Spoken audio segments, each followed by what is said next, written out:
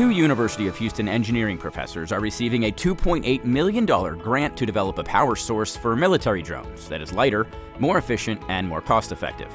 The project is being carried out in collaboration with the Air Force Research Laboratory and is an opportunity to put UH at the forefront of advancing drone technology.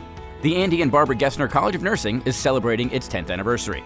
The college has grown to almost 4 times its original enrollment and graduated more than 1,700 practice-ready professionals to help meet the growing demand for nurses. And more than 7,000 graduates crossed the commencement stage as UH celebrated the class of 2025.